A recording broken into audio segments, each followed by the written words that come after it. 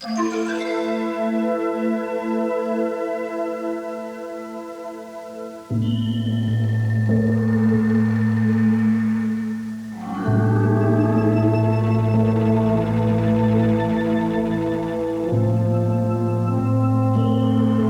these valleys, farther from the sea than anywhere else on Earth, dinosaurs walked. They laid eggs, they raised their young, they lived their lives. And here, in China's Gobi Desert, they died their mysterious deaths.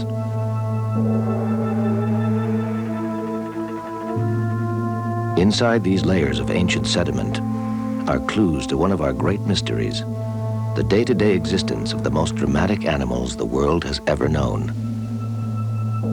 Once masters of the planet, they have been entombed for an eternity in this forbidding and unforgiving land. Primordial dragons, locked in stone for over 100 million years.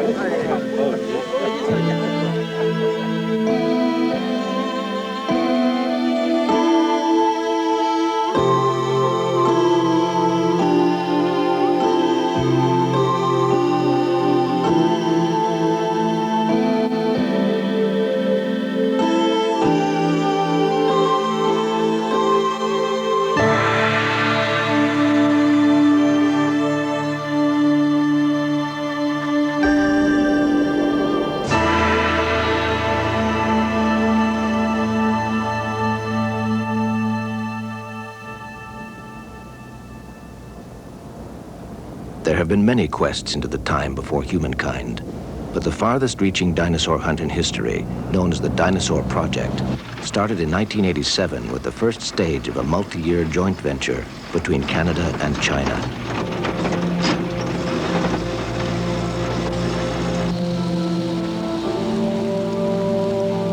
Scientists from the Canadian Museum of Nature in Ottawa, the Royal Turrell Museum of Paleontology in Alberta, and the Chinese Academy of Sciences in Beijing have come in search of the graves of dinosaurs, have come in search of the dragon.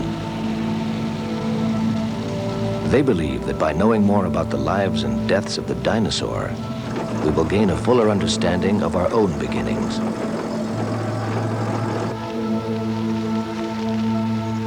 And so they have set up camp in the inhospitable Gobi, 4 days' walk from the closest village.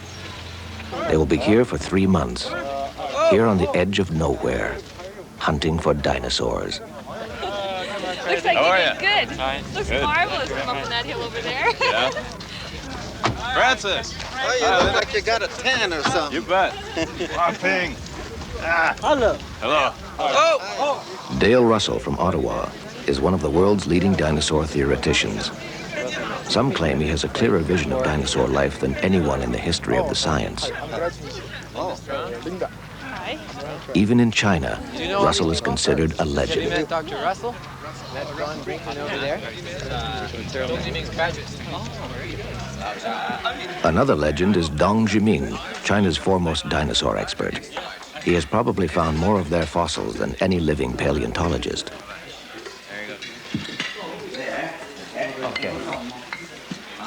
Phil Curry is among the leading dinosaur hunters in North America. He manages the dinosaur research program at the prestigious Royal Turrell Museum. The team consists of 30 Chinese and 10 Canadians. They will spend the next 16 weeks in almost total isolation. Just them, the desert, and the bones of the largest creatures ever to stroll the planet.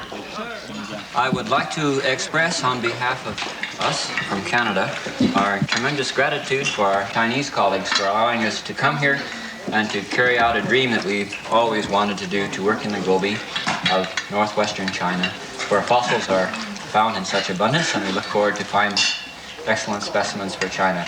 Guys, 我很高兴在这儿，谢谢你。Let's go get it. Cheers. Cheers. In all the world, there are fewer than 40 full-time dinosaur paleontologists. 3 of them are leading this expedition.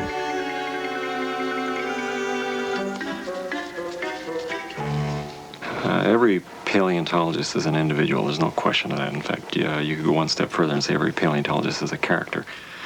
Dong Zhiming is just a superb field man, more concerned with the finding of the specimens, collecting the specimens, and then the description of the specimens. Dale Russell's sort of on the other end of the scale, and he's the thinker of the 3 of us, and he's the one who develops the ideas. Whereas I would say that Dong Zhiming and myself tend to be people who test those ideas more than anything else. So we have basically 3 levels with the 3 scientists, and I think it works very, very well together. For Phil Curry, the trip to the Gobi could be the highlight of a lifetime spent in awe of the dinosaur. The majority of people who do research in paleontology consider themselves to be detectives in a sense. That part of the joy of our field is being able to go out and put together clues that sometimes are extremely obscure to try and understand not only who the body is that you're dealing with, but what was the nature of that animal's death, and take it even one step beyond that and try and understand what that animal was like when it was alive.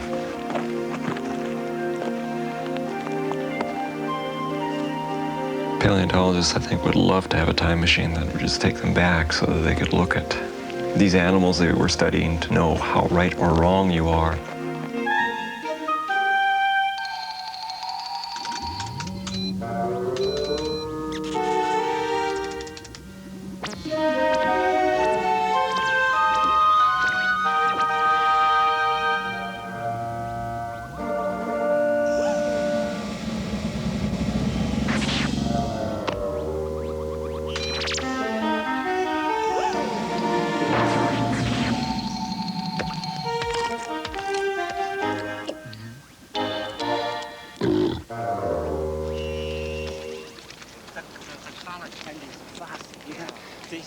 If fossils are to be found here, they will probably be discovered on the edge of the cliffs where eons of erosion have exposed rock laid down in the dinosaur age. I have seen the sedimentary remains of the age of dinosaurs on 4 continents, and I have never seen anything, any of them, as beautiful as this.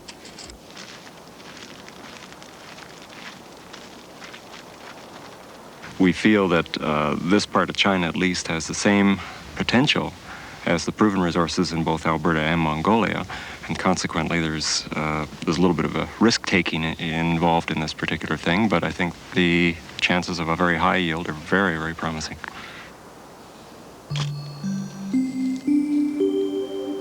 To fossilize, an animal must be buried quickly in mud or sand before the bones begin to decompose. Then, over many centuries, minerals seep in and replace the bone, producing a fossil hard as rock. The odds of this happening are so slim they are impossible to calculate. But then on top of that, to actually find the fossil makes the world of the dinosaur hunter the world of the long shot.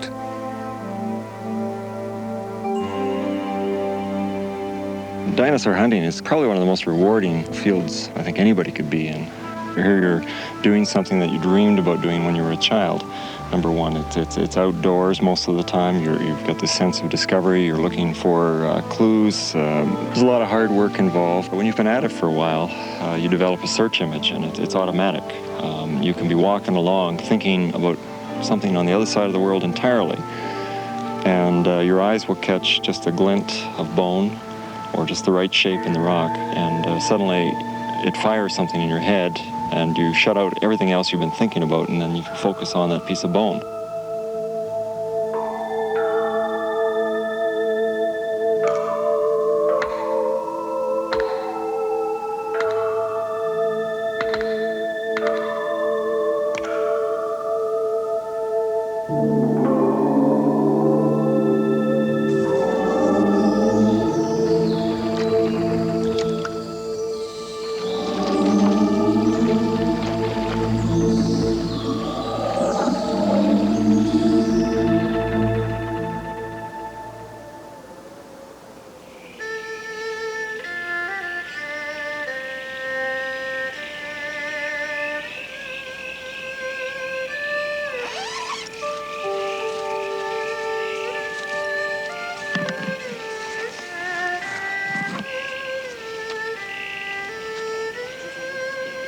It's taken years of negotiation, of permits and permissions, of civil servant clearances to get the joint project off the ground. And now they are actually in the field. The Gobi is proving a reluctant and unwilling partner. They've been searching for 10 days and have found nothing of importance. For 150 million years, dinosaurs have been entombed here, and the Gobi is not giving up her dead without a struggle.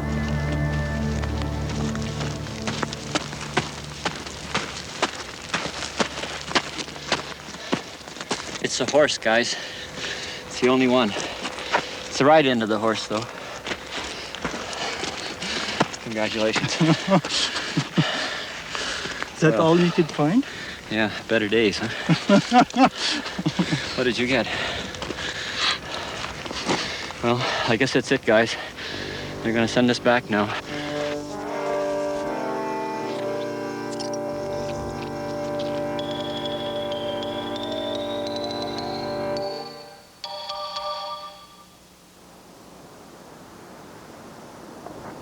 Wonderful thing about looking for dinosaurs is when you're just starting to lag, you feel that you've looked for a long time, you haven't found anything important, or in many cases you haven't found anything at all, and suddenly you'll just find something that you know nobody's seen in 75 million years or more. And it's such a charge at that point that it just makes all the hard work that you've just gone through worthwhile.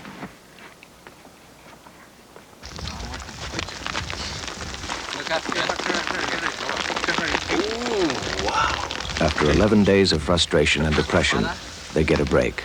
It's big, isn't it? Limbone. It's not a huge dinosaur. It's bigger than most of the dinosaurs we have in Canada. Where do you think the proximal end is? How would you put the proximal end? Okay. Maybe there. So that's 815 millimeters, 81 and a half. Yeah. 81 and a half. It must be a big animal. Oh, what is that? That must be a humongous rib. You think it's a rib? Not Rib? very wide. Yes, yeah. But what Very short. Yeah, This animal, I think, belongs to sauropod.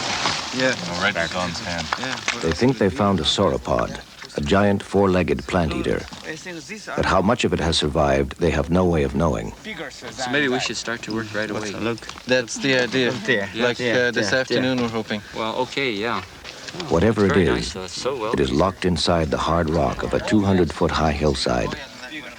Does it continue on up that way? The Chinese have a solution. you need to complete the skeleton. Yes, that would be very useful.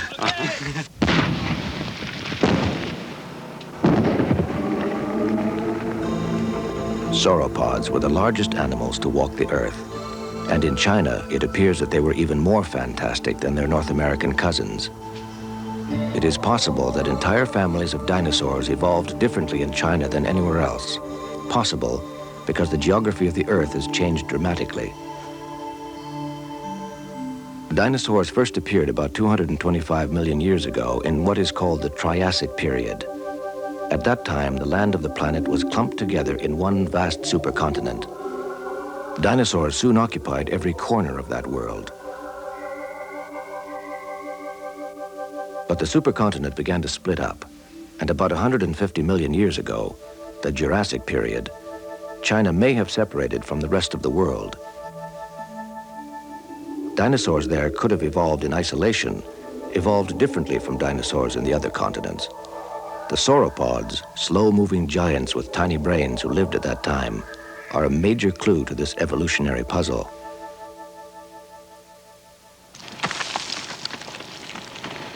The sauropod, if such as it is well underway now. We've started moving the overburden back, which is probably the single most difficult operation in the sense that it involves an awful lot of physical labor, but it really doesn't take that long in relation to the whole quarry operation.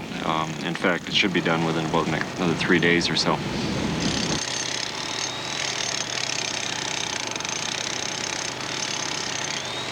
Once that happens, then it's going to be a very long process to expose the skeleton as far as we can to find out exactly what the extent of the quarry is, after which we can start trenching around the outside and subdividing it into smaller jackets. Hopefully, like most dinosaurs, it's curled up somewhat so that the tails come back over the back and the head's been thrown back, and therefore it's a little more compact package than otherwise it's going to go way into the hillside, and that's going to be a lot of quarrying. The Canadians are afraid that the blasting, even in the hands of the expert Chinese, would destroy the fossil. But without explosives, the job would take many months, perhaps years.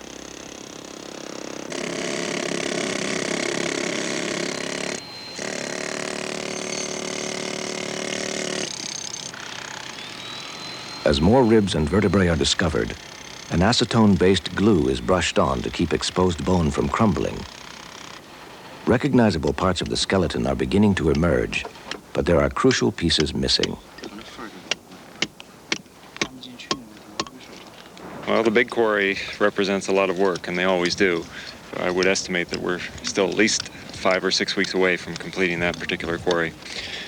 The sauropod that's in there is articulated. Part of the body's been eroded out, and it looks as if part of the body may have been eaten as well by carnivorous dinosaurs. So we're still not sure just how much of that specimen is there, but certainly there's at least a third of a skeleton there now.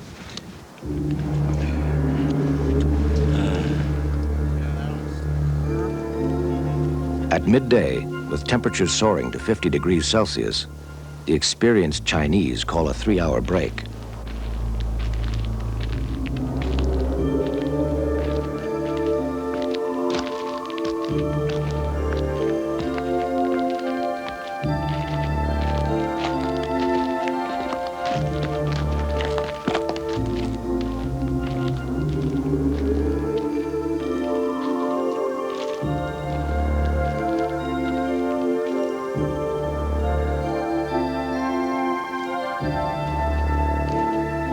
Camp life is tedious. There are no toilets, no running water. There is no electricity. They live in tents and sleep, for the most part, on the sands of the Gobi.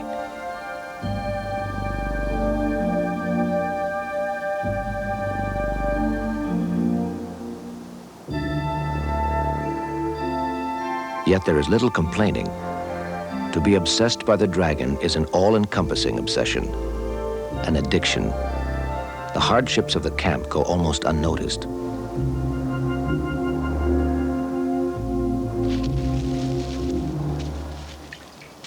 As the sun moves into the late afternoon, they go back to work at Quarry 1. Technician Linda Strong Watson, the only woman on the expedition, prepares a bone to be trucked back to Beijing. Okay, Ping, what I'm going to do is I'm going to mix this plaster, and then I'm going to get you to dip the bandages and hand them to me, okay? Okay. Once most of the rock has been removed, the bone is wrapped in a jacket of rice paper and then covered with burlap strips which have been soaked in plaster.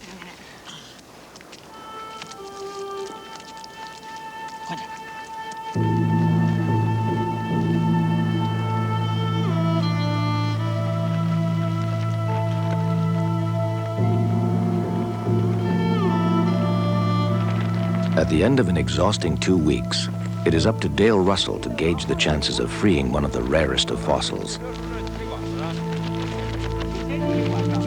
I don't know. I just hope so much that there's sauropod skulls, because sauropod skulls are so rare and they're so important.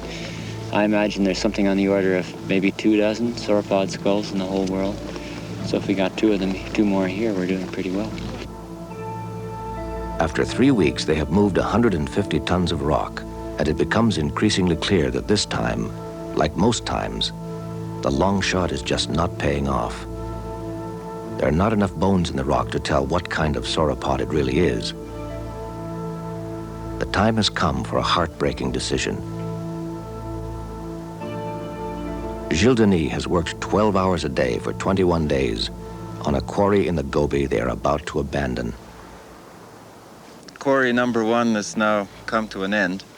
It turns out that after we uncovered all the bones, we realized that what we had here was a very small portion of a sauropod, just the neck really, and also a tail, a bit of a tail from what we think is a carnivorous dinosaur. So what we did, we collected all the bones that we thought were valuable, were in good shape, and were worthy of a collection, and jacketed them. And for economy of weight, we are going to leave the others that are not in such good shape. I'm afraid that's par for the course. Just about every quarry, we wind up moving that much rock. If you don't move it, you don't know what's there. It's always justified. So as it is, be it ever so humble, this is a small page in the history of humankind that is turned.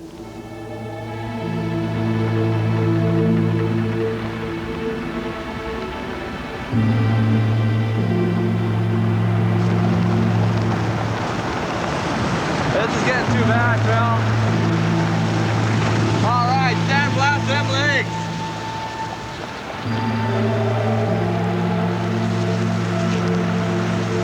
The Gobi does not give up her sacred dragons easily. Now, in triumph, she sends a sandstorm to remind them that this is no ordinary desert.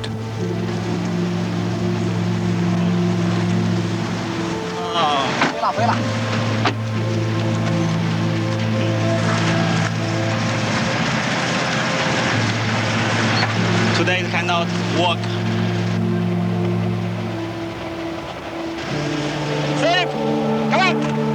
When you have dust storms that last for days, it gets very depressing after a while because there's not much you can do. You just hover in your tent and try and hold it together because you can't go out in it, you can't work. It's almost impossible to find fossils in a situation like this because if you're facing into the wind, it's driving into your face. If you're turned away from it, the turbulence carries it right back into your face again. So you can't win. In Beijing, 1,000 miles away, the skies will turn orange with the dust of the Gobi. And in the desert, work stops for the dinosaur hunters.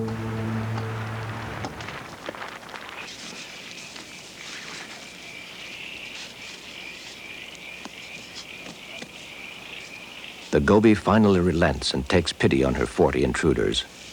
The dust clears. The search continues.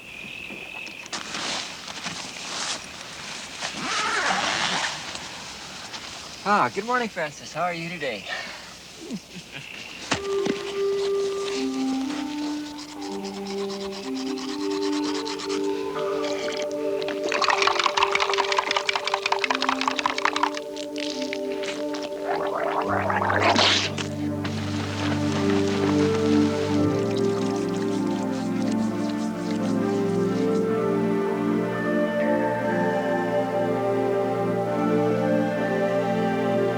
Don Brinkman, a specialist in the fossils of reptiles, has found scattered pieces of an ancient crocodile, evidence that the Gobi used to have a much different climate. This is the edge of the eye socket there.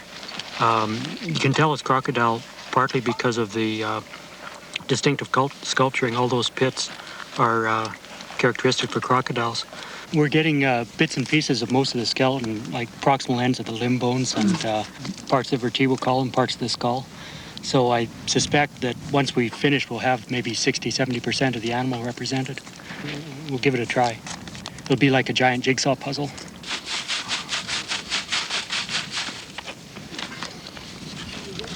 I didn't get anything. Oh, here's one. Oh, great. This could be worthwhile.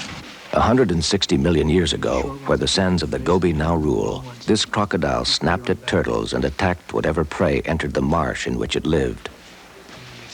Today, he's a complicated jigsaw puzzle for the disbelieving Chinese cook Lao Jung. 不知道。 He doesn't believe. Doesn't believe. 不知道，不知道。不知道，不知道。这个是啥？ Tooth? 牙齿。 Yeah. Tooth. 牙齿。这个呢？ See these? Look like. 哦，对到一块儿。 That's okay. That's the femur there, and then tibia. So we've got that tarsal bones in there. Down the back. And then the toes. 对。很好。OK。OK。OK。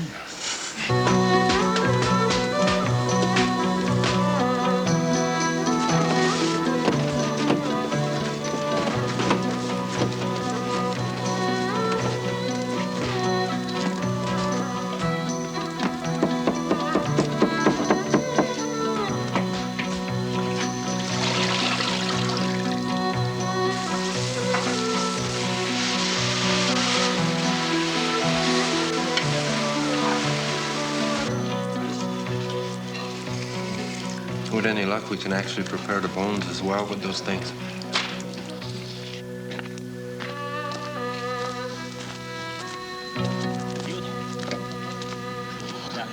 What?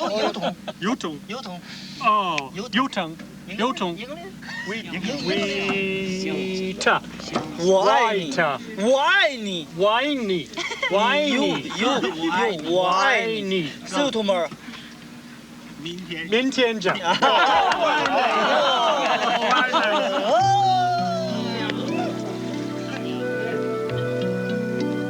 To work in the desert, each person will need at least 4 liters of boiled drinking water for every 12 hours.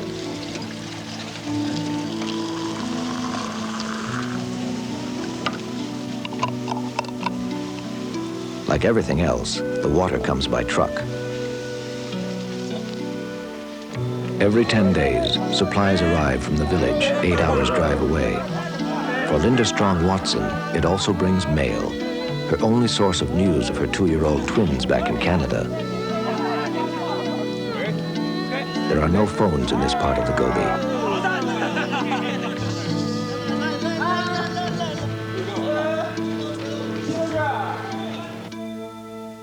Just remember the Red River Valley and the girl who has loved you so true. 人们说你就要离开故乡，我们将怀念你的微笑。相信像红河谷你的故乡，像一山热爱你的故乡。Okay, we're ready.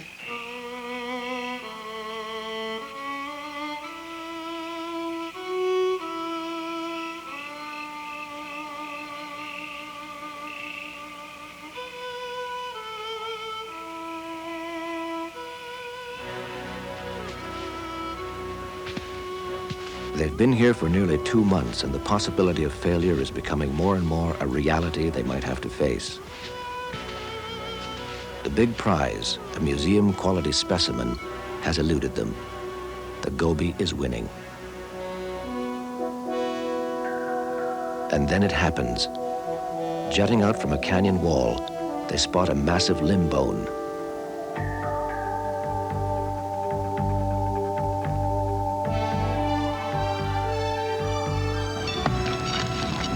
The only thing separating them from a major find is 100 tons of rock, 12 feet thick, covering most of the specimen.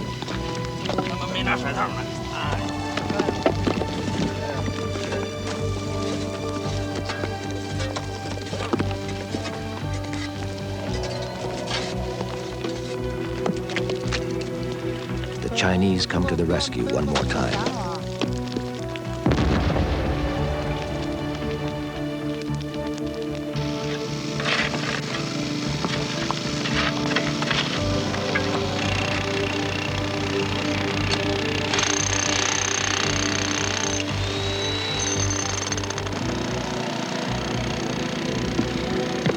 As the overburden is removed, they get their first glimpse of a bizarre giant, a find beyond all expectations. No one has ever found a dinosaur quite like this one. It has the longest neck of any animal that ever lived. The bones of the neck could stretch back 40 feet into the rock, and there is still no sign of a head. To support such a neck, the creature would have to be 90 feet long. The only thing it could be is a spectacular Asian sauropod known as Mamenchisaurus. This would be the biggest one ever found. Mamenchisaurus has confounded paleontologists for a long time. Very little is known about its body and almost nothing about its skull. The middle portion of the neck is exposed up there, and we're working into the quarry face now, looking for hopefully a head.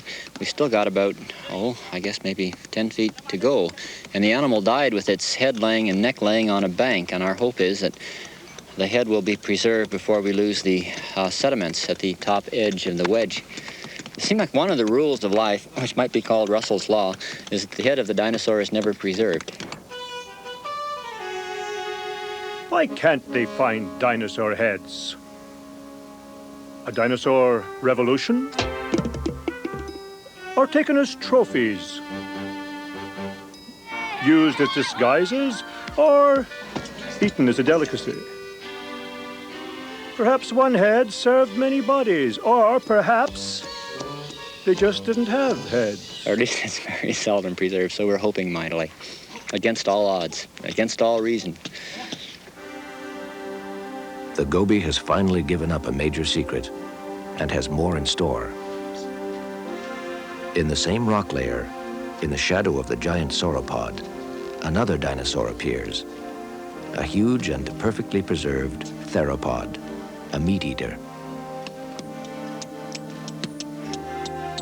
It could have been scavenging the corpse of the Mamenchisaurus, or here, locked in stone, could be a fight to the death, a drama for survival which took place 160 million years ago.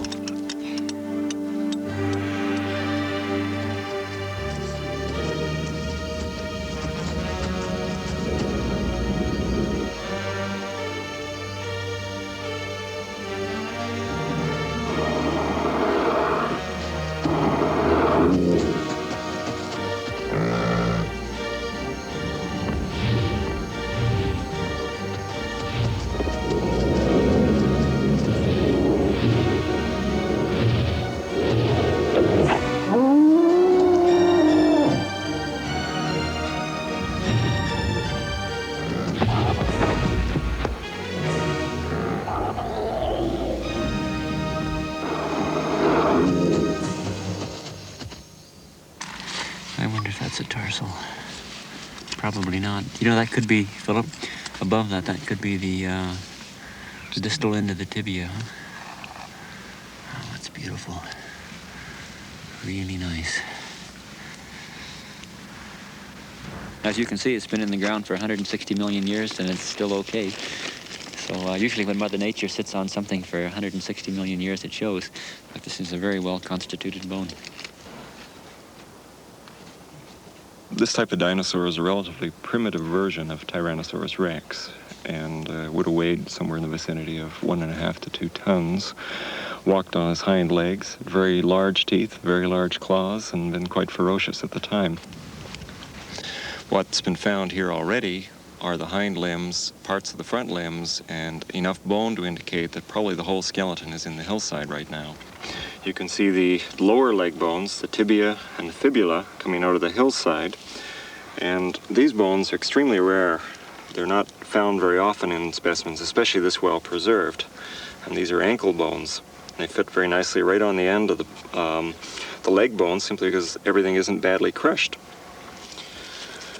The bones of the foot are also well preserved.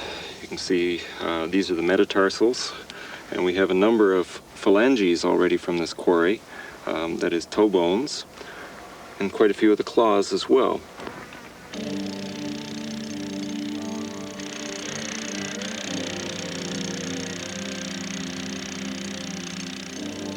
Some will call this the find of the decade.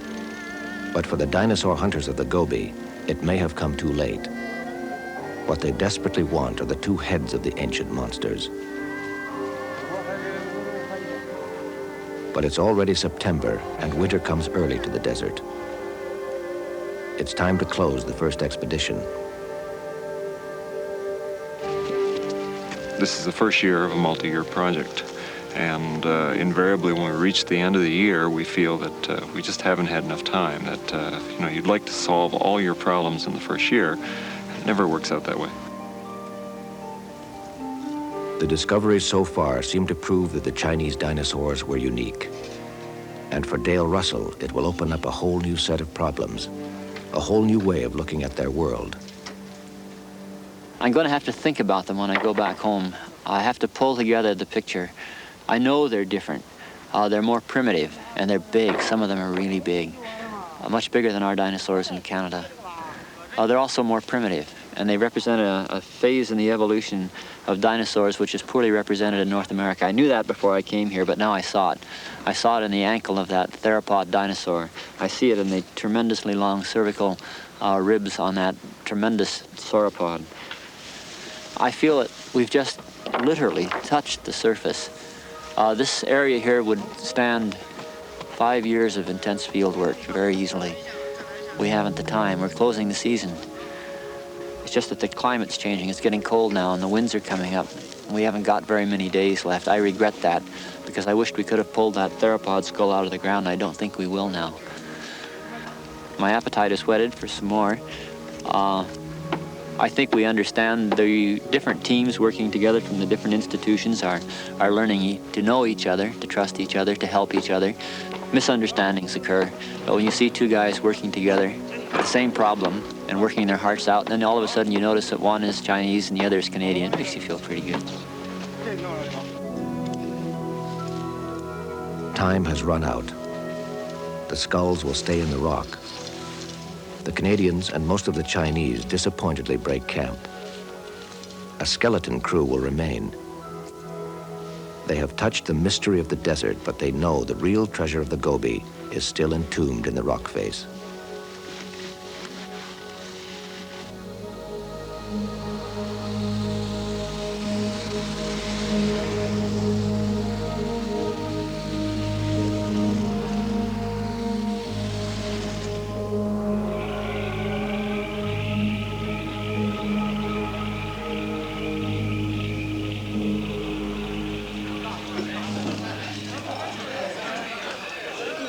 A small roadside inn suddenly explodes with excitement.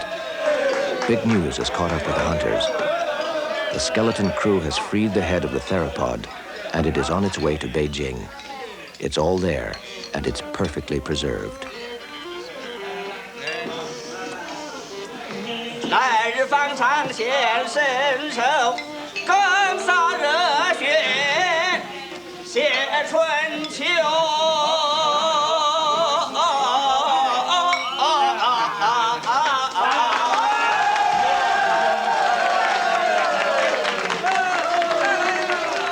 It will take 3 more years before they get to the head of the sauropod, and it could be decades before the relevance of these finds is fully understood. But for now, the Gobi has smiled upon the expedition. In the small world of dinosaur paleontology, they have made history.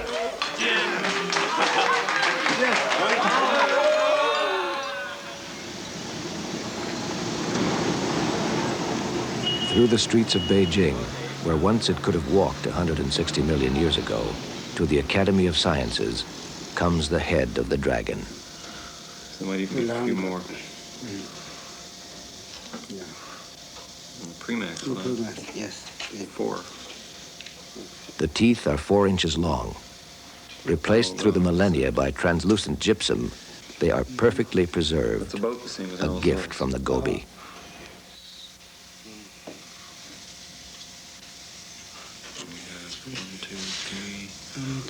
The head will be shipped to Canada for further cleaning and a chance to compare in detail with other North American predators.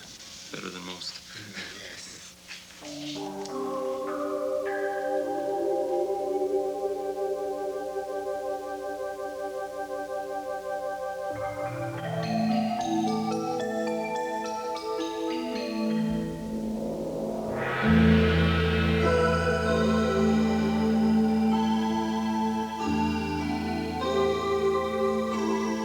The Chinese have been finding huge ancient bones for countless generations, bones of the dinosaur and the ancient dragon. For in China, the same word defines both creatures. Here, the dragon is much more than a sacred force of the ancient universe, much more than a symbol to be feared and admired, much more than a myth. In China, the dragon is real.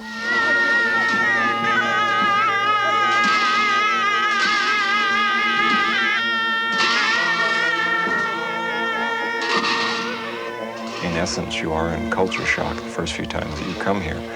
You don't realize it very often until you've gone back and had time to readjust yourself to Canadian culture.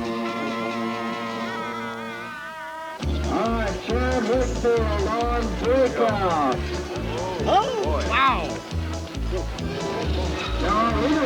If China is a culture shock to Curry, the rodeo circuit of Alberta is completely foreign to China's most eminent dinosaur paleontologist. Tom said he'd get you a ride on it. He'll give me a bull ride. You want to try?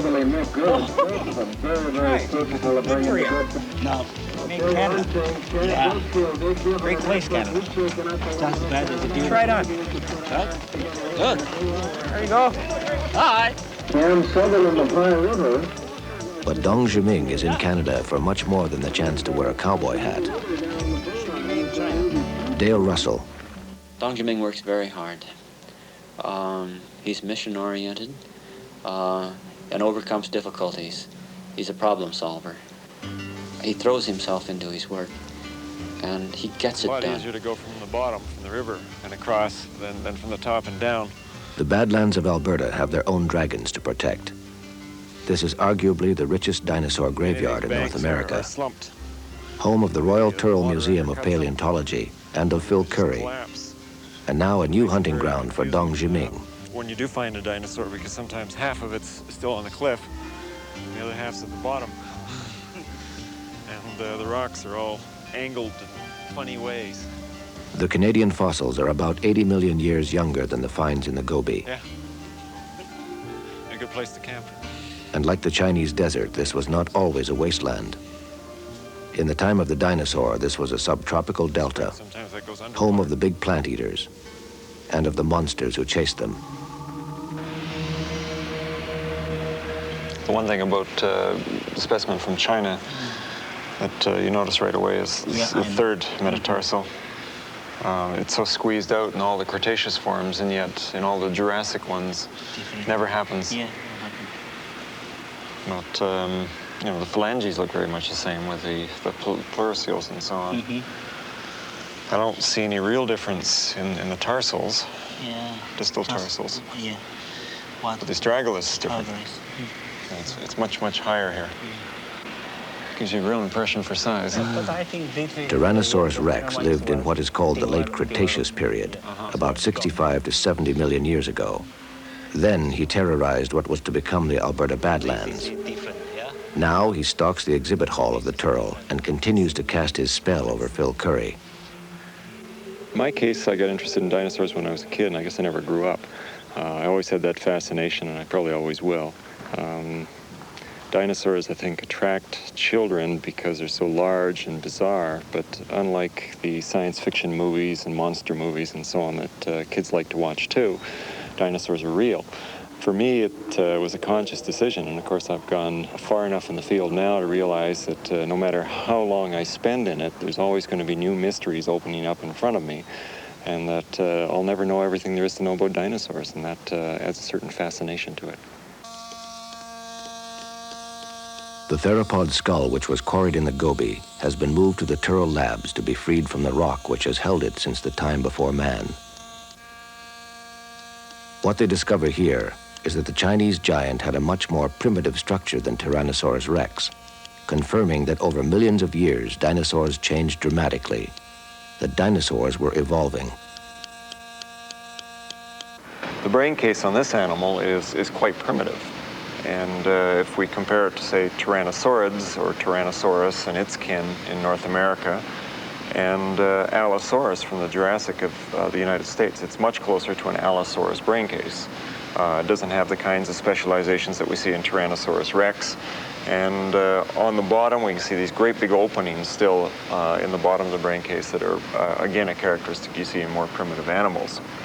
The back of the brain case is dropped off, so we can, in fact, look right into the brain case itself. And for an animal that weighed about 3 or 4 tons and was anywhere from 7 or 8 meters in length, the width of the brain is only about this much, and the length of the brain wouldn't be much more than like that. So it's a relatively small brain for this particular animal.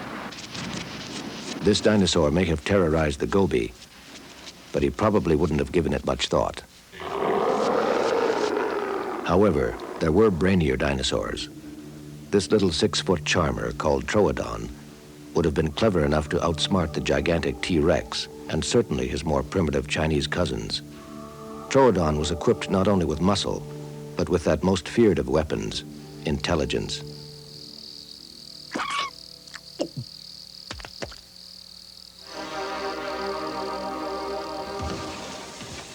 This drawer contains almost all of the North American identified specimens of Troodon, and it helps explain why we get so excited when we find a partial skull of this animal or little bits and pieces, because it's not a well-known dinosaur.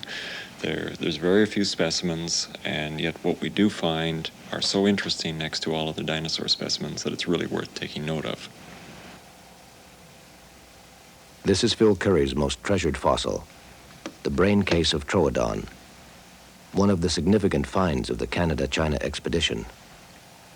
The brain extends all the way from the back of the skull here, right through this region, with the optic lobes centered right about this section right here. So there would have been a little bit more of the brain case covering over this part of the brain, but that's a large brain for an animal that's supposed to be quite stupid, number one. If we make a comparison between this brain size relative to the animal's body weight, and you're looking at an animal that would have weighed much less than an adult human, the brain size of Troodon is relatively larger than any of the mammals that lived at the same time as this dinosaur, or any of the birds that lived at the same time as this dinosaur. So that's pretty respectable in itself, but even compared to many modern mammals and birds, this is a respectable brain size. At the Foothills Hospital in Calgary, a CT scan into the innermost passages of what may have been the smartest dinosaur of them all. Right side and left side. The specimen's facing to the left here. Left, okay. So the right side would be further into the scanner. We can only imagine what this brain would have registered and remembered, what the world would have looked like to the dinosaur we call Troodon.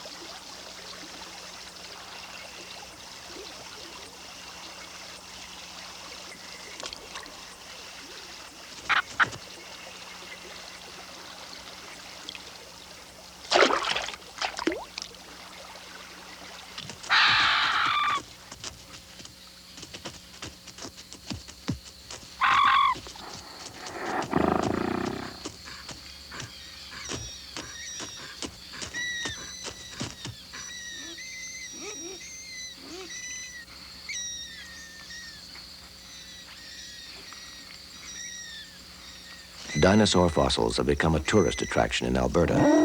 But Dong Zhiming is no tourist and can find evidence which would forever escape the weekend browser. Evidence like the footsteps of Troodon. This is a dinosaur footprint, I think. One animal is this one. No, three. 1, 2, 3. Select this. And 1, 2, 3. Of this one. Yeah. Yeah. Think so? Yeah, it's smaller one. Maybe this is a big one. Yeah, so these have 3 toes. Yeah, 3. 1, 2, 3. These 2. 2, and this one's definitely a carnivorous dinosaur. Mm. Oh, that's pretty neat. I believe, yeah, this is animal made. Yeah. No nature, no nature. Yeah, that makes sense. It's in the right kind of mud. Mm-hmm. Although we know that dinosaurs laid eggs, raised their young, and lived on the planet for 150 million years, no one knows why or how they disappeared about 65 million years ago. But if dinosaurs had continued to evolve, what would they have looked like today?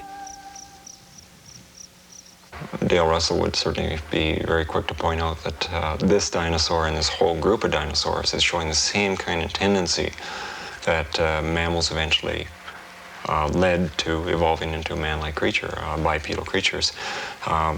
As this dinosaur was developing, of course, it was going in the same direction as mammals have gone, in that the brain was becoming larger, it was becoming more upright, the hands were becoming opposable, stereoscopic vision, and of course this is one of the very last dinosaurs. In 1982, Dale Russell staggered the scientific community when he published a paper on what Troodon might have become all these millions of years later. He called his projection Dinosauroid.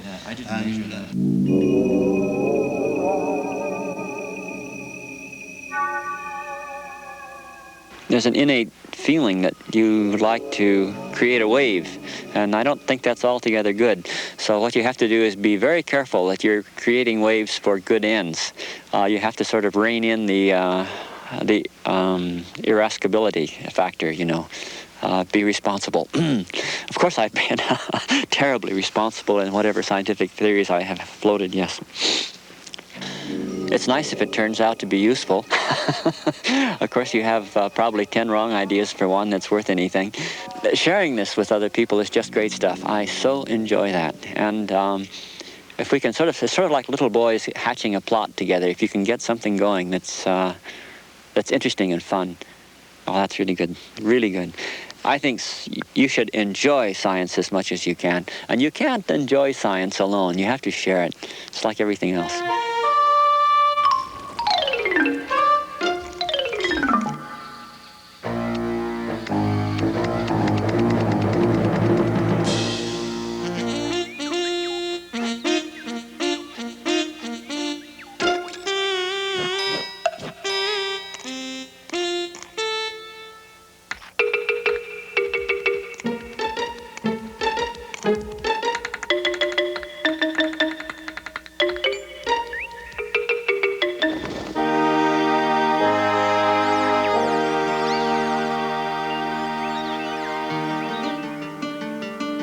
In the dinosaur business, it is the giant finds which make giant headlines. But for Phil Currie, the most exciting discovery was the smallest possible relic of the dinosaur age. At Devil's Coulee in southern Alberta, the Royal Turrell Museum found tiny bones from broken eggs, the embryos of dinosaurs. 72 million years ago, for reasons which are forever lost in time, these eggs failed to hatch. And for Phil Currie, this was worth all the big finds put together. For this was the first time embryos had been identified in Alberta. Well, in terms of the excitement of finding something, it was the biggest high I've probably had in my professional career. I didn't find the eggs. It was one of my technicians, Kevin Allenbach. But when I found them, I was just as excited as he was, just in absolute heaven. It was tremendous. We were just like a bunch of little kids when we started picking up these little tiny embryonic bones from the surface of the ground and realized what they were. And at one point I had to drop a bone and rub my eyes and pick it up again and look at it because I couldn't believe what I was seeing. It gives you an idea of, as a professional, how excited we are by this kind of find. The reasons are that with embryonic dinosaurs and baby dinosaurs and half-grown dinosaurs, we have a chance for understanding aspects of dinosaur biology that we don't have when we just have skeletons of adults. This is from that nest up here, and we have embryos inside the eggs there too. This is the wash out of that nest. Every time it rains, you see more bones. Do you think the egg belong to the Troodon?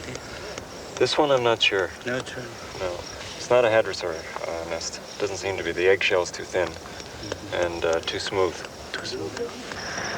I'm not sure why people are fascinated with eggs and baby dinosaurs, because you think about it, and one of the reasons we think that people love dinosaurs is because they're so big.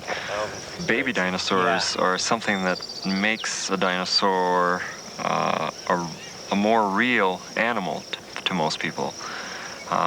It's such an anomaly to think that a big monstrous animal like Tyrannosaurus rex could have a cute little baby with big eyes and a big head and all the rest of it. I'm not really sure why it happens that way, but it certainly is the case that people are always fascinated by baby dinosaurs.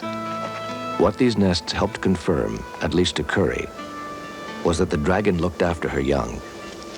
They were not simply mindless creatures. They developed families. They shared. They lived together. And sometimes they died together.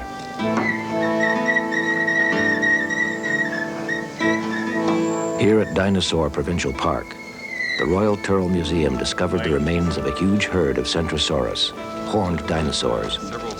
They all died together at the same time, one dark day 75 million years ago. Anywhere from 80 animals is what we have now. Probably 400 animals in here.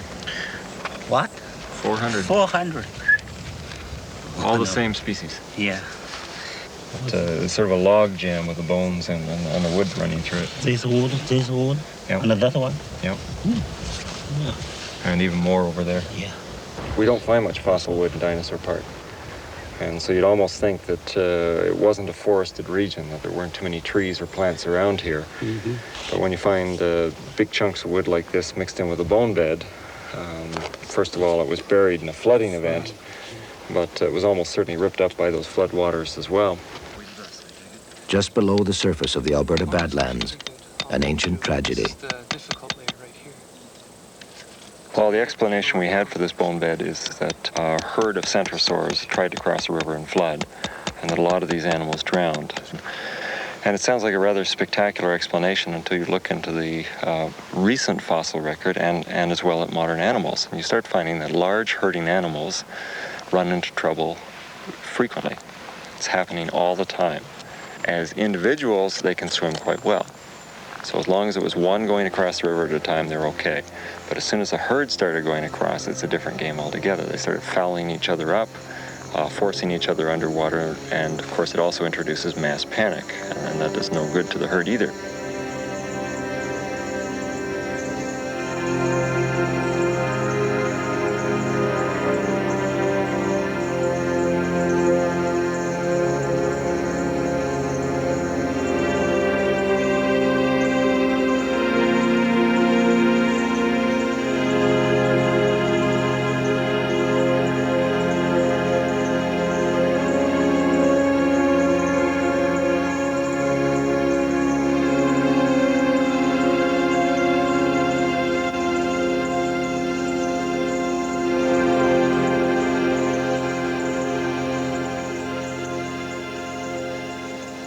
Curry believes that the bone bed proves dinosaurs were herding animals.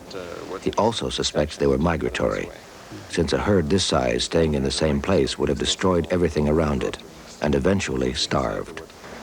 Migration's the term that we favor to use. I mean, migration means a lot of things. If you move from one area to another as an individual animal, of course you're migrating. But to most people what migration means is that animals collect into large groups and they move as a unit from one area to the other, and that they repeat this cycle on an annual basis. And that's what we're talking here. We're talking an annual cycle, which brings Centrosaurus, in this particular case, or other dinosaurs back into the region at the same time, year after year after year. If Curry is right, then the logical place for these dinosaurs to spend their summer was north, into what is now the frozen Arctic.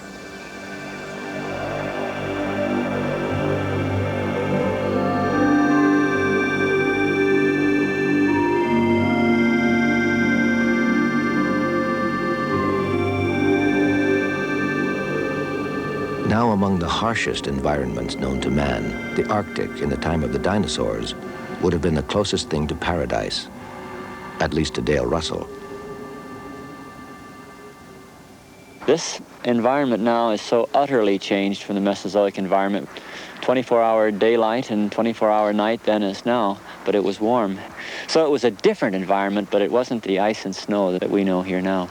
And you can imagine canoeing along in the Arctic twilight of those days with perhaps dinosaurs by the bayou, just paddling along when the sun began to go down again with the beginning of the Arctic winter, and the bald cypress trees dropping their needles and turning rusty colored in the sort of slowly sinking sun.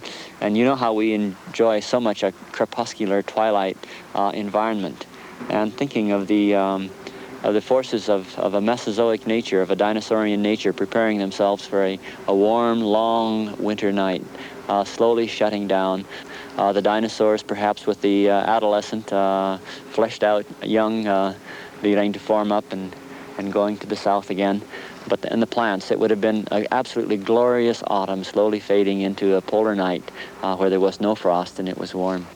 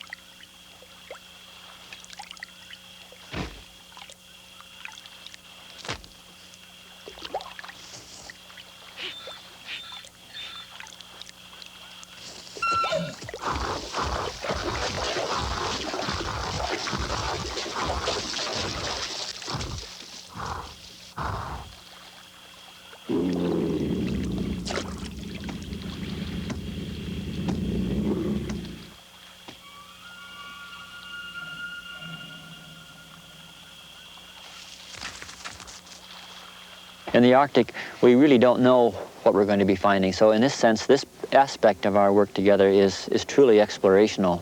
We're not following a thesis. So there's something, you know, there's a little bit more excitement and there's a lot more risk in working in the North. The Arctic and the rest of the world were separated from Central Asia during the middle of the dinosaur age. But as the reign of the dragon was nearing its end, Asia and North America were linked by a land bridge across the Bering Strait or the Eastern Arctic. Fossils found in the Arctic confirm that dinosaurs once lived here, suggesting that dinosaurs used this bridge to cross between continents. So while Tyrannosaurus rex was terrorizing North America, his cousin, Tarbosaurus batar, was having the same kind of fun in Central Asia.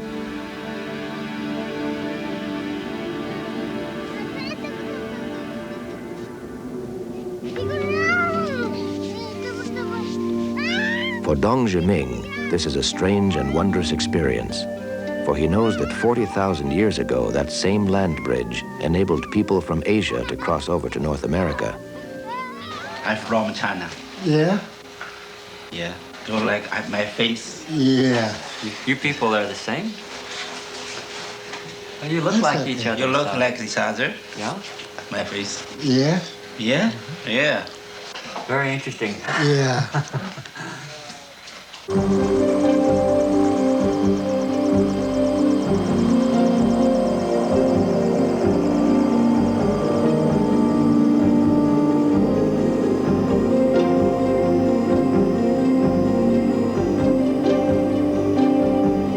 Anything we find here is direct proof of animal life that was living in the polar regions at that time.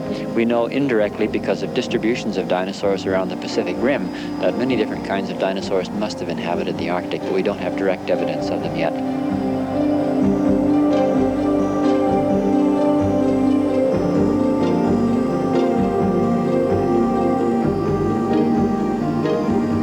This is the most recent piece in the jigsaw puzzle of clues to the life of the dinosaur. In 1986, a local boy found a strange blue bone on Bylot Island, 20 miles across the ice from Pond Inlet. Among the Inuit, this place is now known as Dinosaur Valley, and it is here, under the leadership of the Canadian Museum of Nature, that they will set up camp for the third step in the Canada-China hunt for the dragon.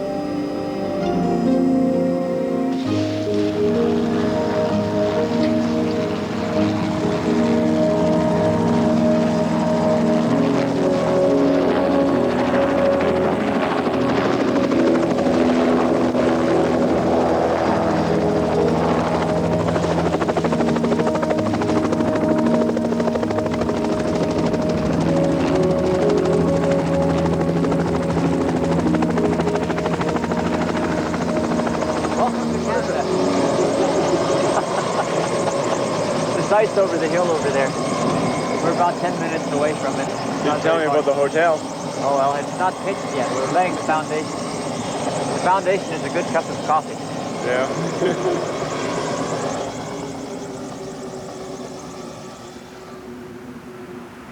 They came in summer to avoid the bad weather.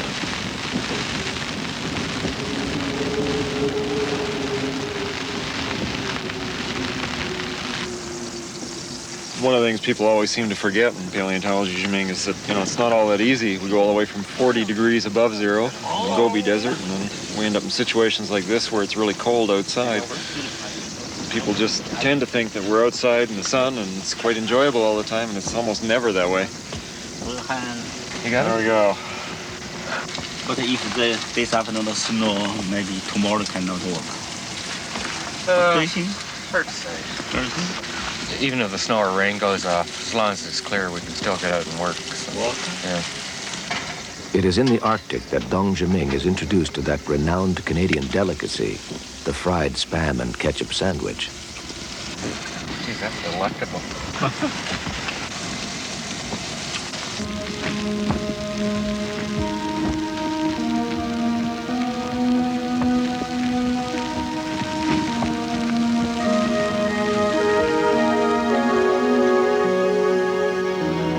This is the riskiest expedition of them all, the most difficult and the least likely to provide museum-quality specimens. There isn't much to go on except the isolated find of an old blue bone.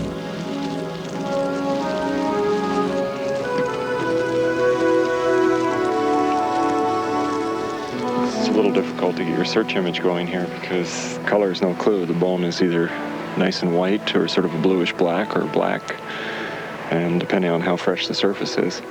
And of course, the rocks are exactly the same colors. Basically, you've got to pick up each one and take a look at it if you want to find bone. It is Dong Jiming, half a world away from his beloved Gobi, who makes the first find in this new dinosaur valley. Identifies the bone and not the bone. That's bone. This bone, yeah. This bone maybe is circular, yeah. So we try, I think so. It's hard to say what this bone is, but it almost has a turtley appearance to it, eh? Got a few more like that, and we'll be able to identify them, maybe. Oh, I like. Enjoy it, yeah, it's enjoyed this. I hope we can find the tooth. The dinosaur tooth is identified is very important. There, come on.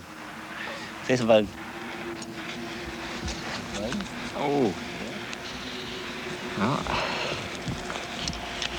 Well, it's a terrestrial vertebrate. Technician Clayton Kennedy finds a bone containing tooth sockets, but still no teeth. Dinosaur jaw. The tooth sockets along the inside. There's an articulation here. So it's a very small hadrosaur. If we look for the small pieces, we'll find the big pieces. The Arctic discoveries will come nowhere close to the success of the Gobi or Alberta. And even when they move further north, the pickings will remain slim. By the time the Arctic hunt comes to an end, the steps forward will have been small, but they will have been steps. And they will have established beyond doubt that dinosaurs once walked on this most desolate of lands.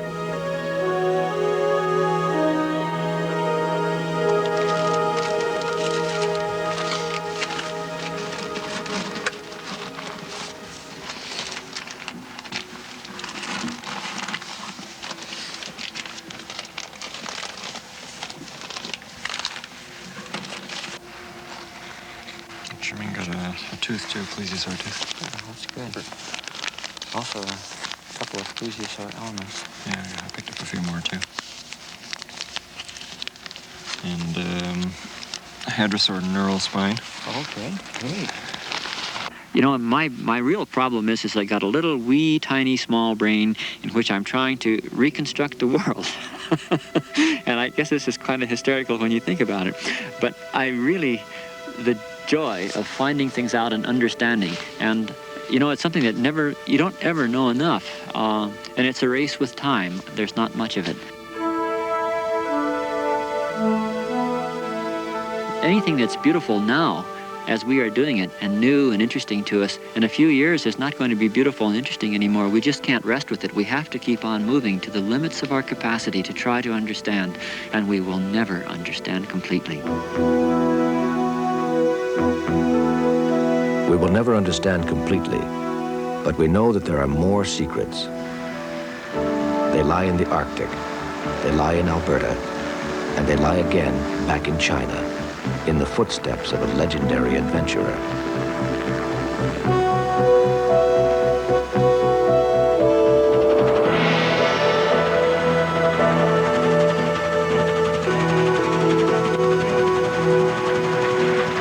The team has split up. Dong has taken charge of the Mamenchisaurus excavation. Russell is in Ottawa trying to make sense of the specimens from the Arctic. And Phil Curry, with his colleagues from the Chinese Academy of Sciences, is taking a new team deeper into the Gobi to Inner Mongolia. For Curry, this is the fulfillment of a boyhood ambition. His first interest in dinosaurs was sparked by a book on an earlier expedition here, an expedition led by the legendary Roy Chapman Andrews.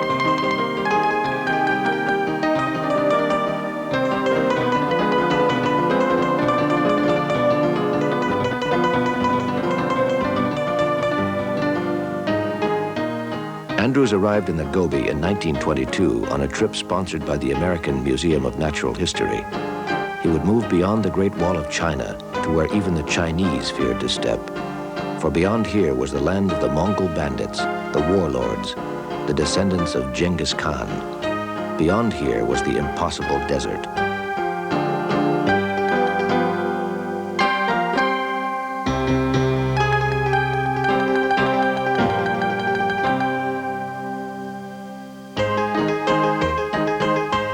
Andrews was the first Westerner to go beyond the wall in search of the dragon, and the dragon he found.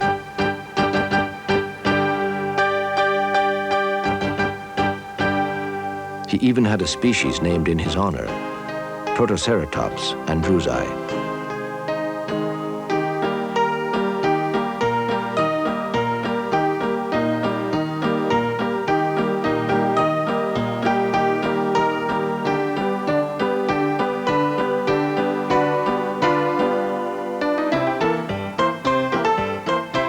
He was quite a character, Roy Chapman Andrews.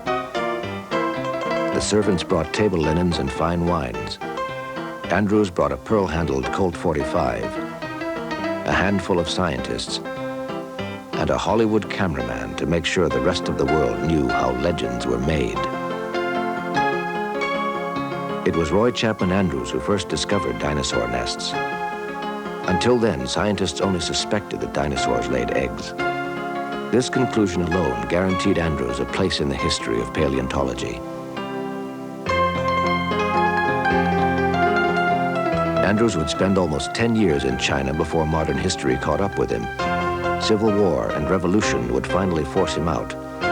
There were gigantic things happening in China in the late 1920s.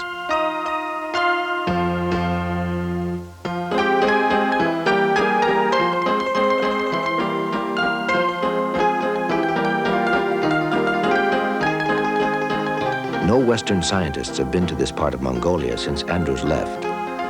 Things haven't changed much. 是吧？能是吧？啊，还有吧？这是吧？两个二，一个要222，一个是那个。全套马车了。哎，对，一个是那个红车。完了以后呢，他拉你，你拉他。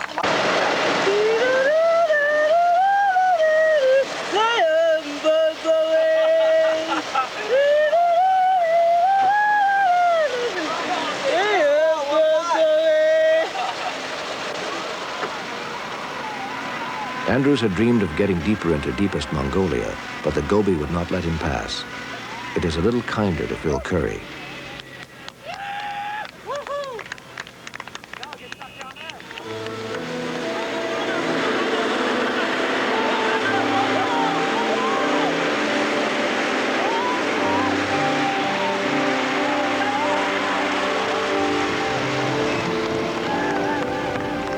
This patch of desert is known as Bayan Mandahu.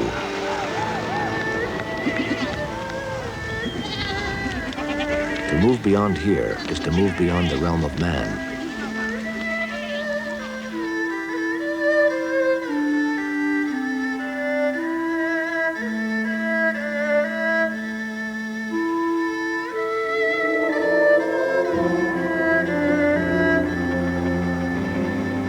The rainfall here is next to zero. The earth is parched and desolate. The land simply a gathering ground for the skeletons of camels.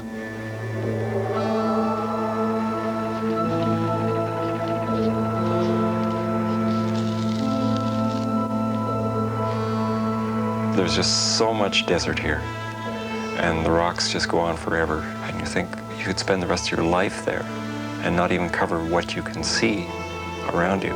And the closer you look at the area you're in even, usually the more material you'll end up finding.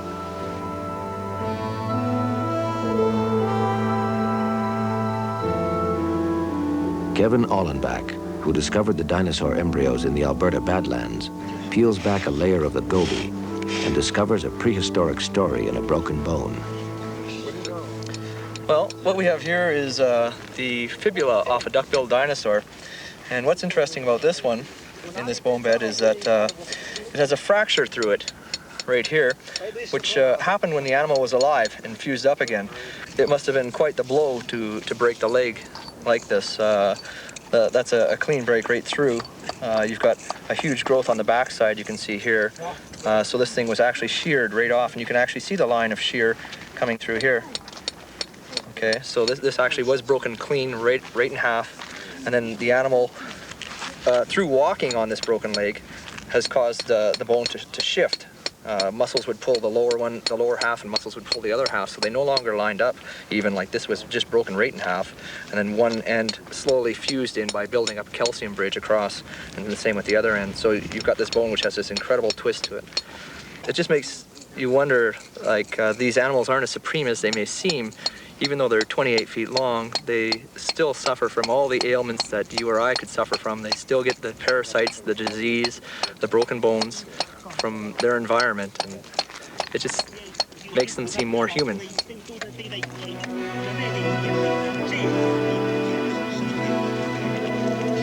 There are dinosaur bones wherever they look. Within a week, Bayan Mandahu will go from an unknown desert wilderness to the richest fossil ground in all of Asia. The dragon has been tracked to his lair.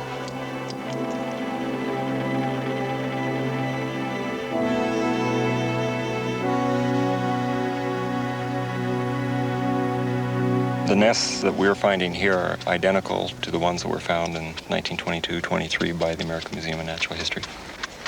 The long, oblong eggs belong to what we call ornithischian dinosaurs, the things like Protoceratops and hadrosaurs and so on, and that the round eggs are probably laid by saurischian dinosaurs, the carnivorous dinosaurs and the big sauropods.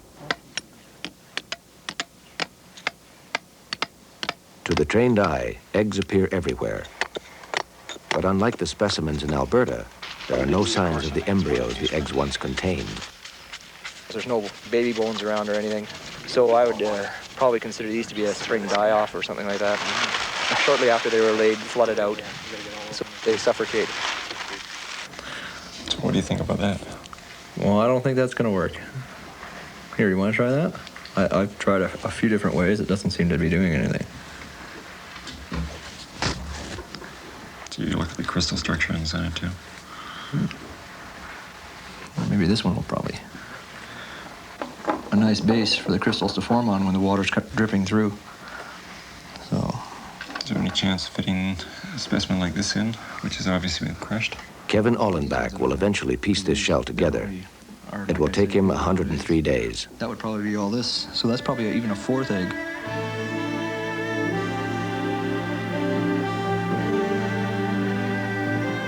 It is as if the goby had decided to display her treasures. And for Curry, they will go beyond those he has only dared dream about. For here in Bayan Mandahu, the goby will give up the Chinese cousin of Troodon, the one they call Saurornithoides. That's the second. Yep. Look, that's the raptorial one. Yeah. Look at the joint. Oh, wow. That's fantastic.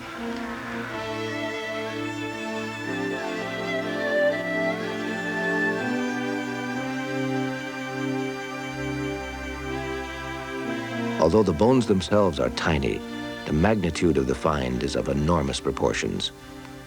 This particular specimen is not a mature one. This is the femur, for example, or the upper leg bone, and you can see it's actually quite short considering it's a man-sized animal normally.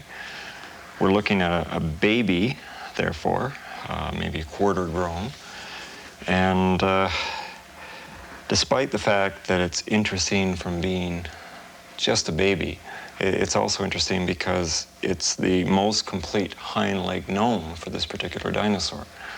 People always assume that dinosaurs are well known, and in fact, it's exactly the opposite. We don't know dinosaurs all that well, any of them. And here we have an opportunity, because the specimens are fragmentary, because they're small, we have an opportunity to study very detailed anatomy on these animals that we sometimes can't on the bigger ones. If you look at the claws, for example, the claws are very sharp, and is obviously a claw that's used for ripping and tearing its prey. In addition to being the smallest specimen known to date of that particular animal, it's also the most complete as far as the hind foot goes. And so although the specimen in itself isn't very big, it's an extremely important specimen scientifically because it'll give us information on that particular animal that we don't have from any other specimen in either Mongolia, China, or Canada. Does mean I get another beer? Yes. We'll give you 2.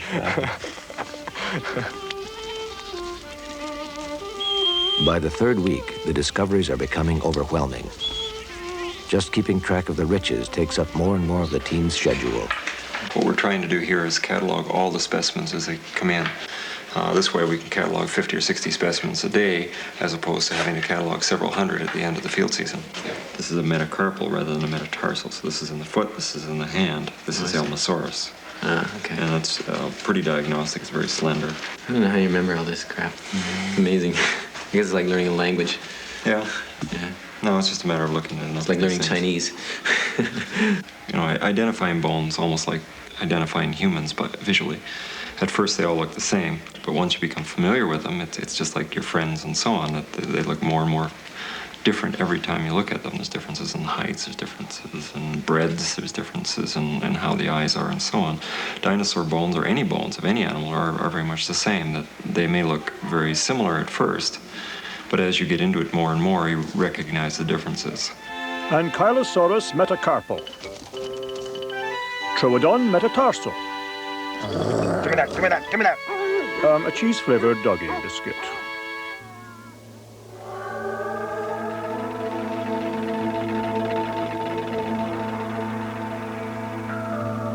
Each day seems to bring an even bigger find at Bayan Mandahu, but the find of the season, and perhaps the entire hunt, is made by project initiator Brian Noble of the Xterra Foundation.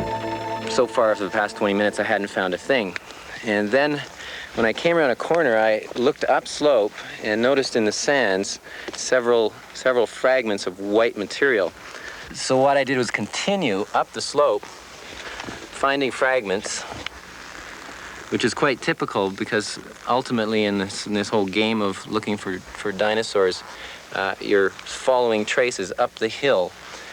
And then at one point I looked up, and over here I saw 2 fairly large pieces of white bone. So I approached those and had a look at them, and they were in the slope on one shelf down here and another slightly higher. And between the 2 of them, I had a suspicion that what I had was a skull, but I didn't know what it was. And then shortly after that, 3 tiny little teeth turned up, and each of those teeth were ankylosaur teeth, really characteristic teeth, almost like a little arm with a hand on it, with little bumps, and I've seen these many times in Alberta. And so I guessed that perhaps what we had was an ankylosaur here, particularly after having come across the valley from collecting one on the other side. But I figured the next thing to do would be to bring Phil in and let him have a look at it. I hope the rest of the skull turns up, but I'm not too optimistic, actually. I just hope the wind didn't take the teeth off. Ankylosaurs, or armored dinosaurs, from this age are extremely rare. Young ones are virtually unknown. Anything we find on this thing's going to be important. I mean, you can't go wrong on it, can you? Well, let's see what we got back here. Looks like there's some more bone going in this way here. All that was known about the behavior of ankylosaurs until this find was that they were probably plant eaters. But this is the find of a lifetime. There is more information here than in all the theories and all the books.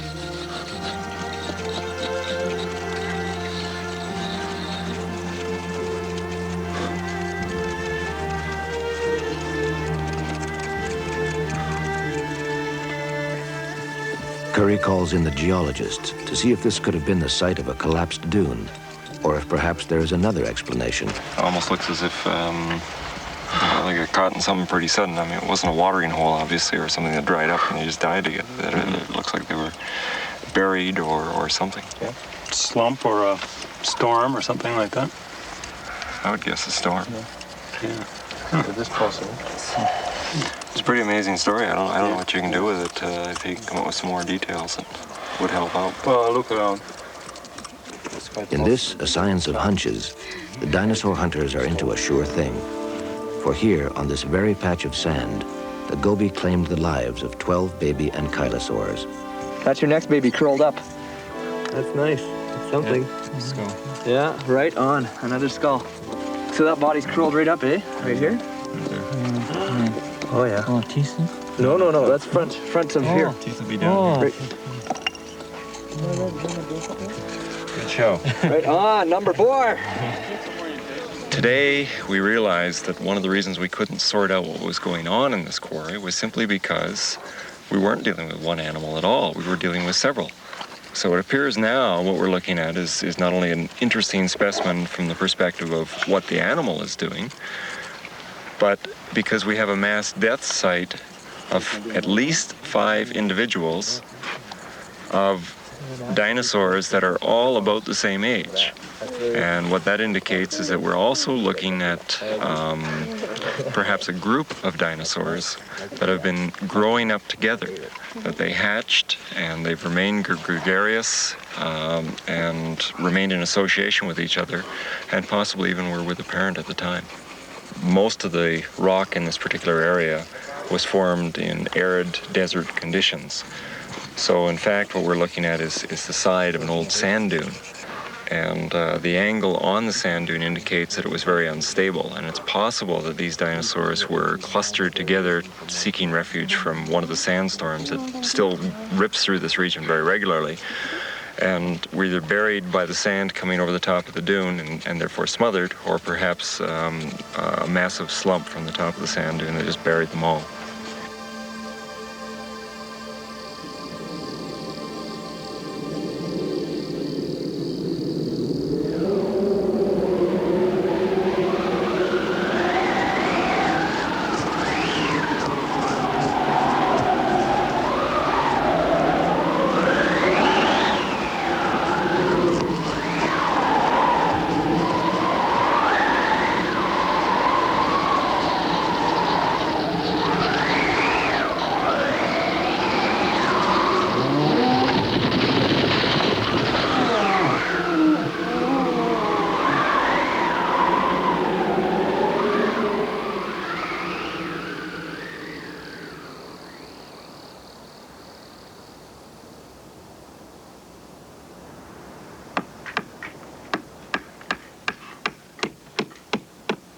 These ankylosaurs will go on to become the highlight of an international traveling exhibit. But first, the exacting work of freeing them from the stone which has invaded their skulls. Yeah, it gets its own character as you go along. This guy, he's got a bit of a hair lip, as you can see. Quite the overbite. Missing a few teeth, sort of like Popeye. And the old sideways squint to it. Yeah, they get their own personality after a while. Every skull's different. If you look at the one in front, he's got a bit of a protruding jaw. Looks kind of Cro-Magnon. This one's a lot better. This is more feminine. This one, a she, that a he. It's just a personality you impart upon your specimen. Everything you work on, they become either cute or ugly or something like that. Like this is a nice little bulldog face. A little pet you'd like to have running around the house until it grew up. Started wetting your carpets and then you'd kick it outside. I have little things in my head.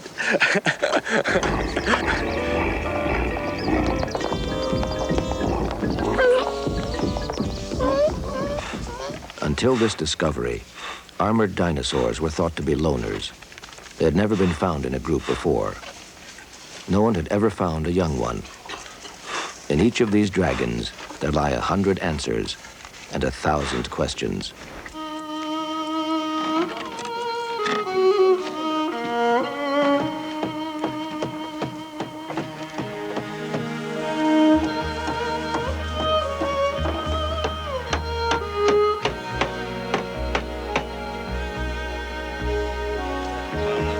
As they prepare to leave Bayan Mandahu, they know that they have fulfilled their mandate. They have moved the science forward a giant step.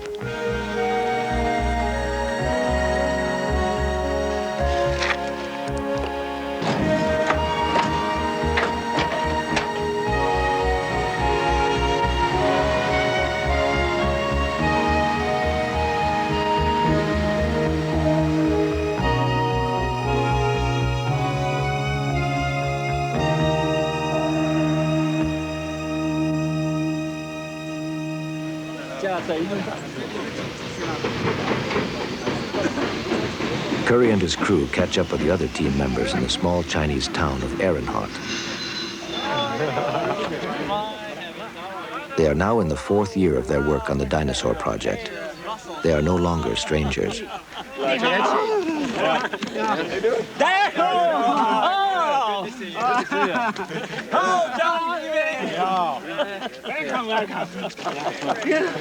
Very pleasant. Oh, no. And so, outside a railway station in northern China, 2 Canadian scientists catch up in a language all their own.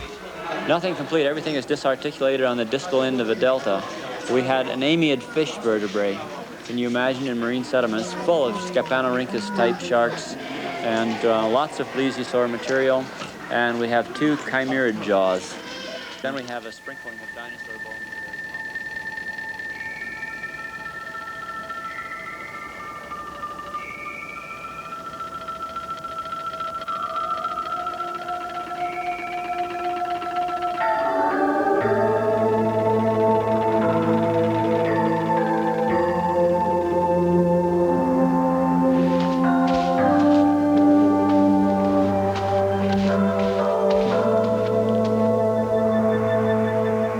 These are the rocks where our history lies buried. These are the rocks where the mysteries remain. What secrets and adventures and dramas must lie here? What treasures are stored in time?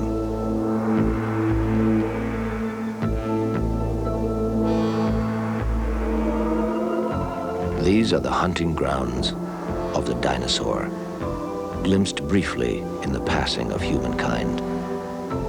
These are the rocks of ages, long before ours. Yet it is upon these rocks that we will build our past, who we are, and how we got here. Our own wondrous story. Upon these rocks, we will continue our never-ending saga, our quest for knowing, for understanding. Upon these rocks of the earth, we will continue our search for the dragon.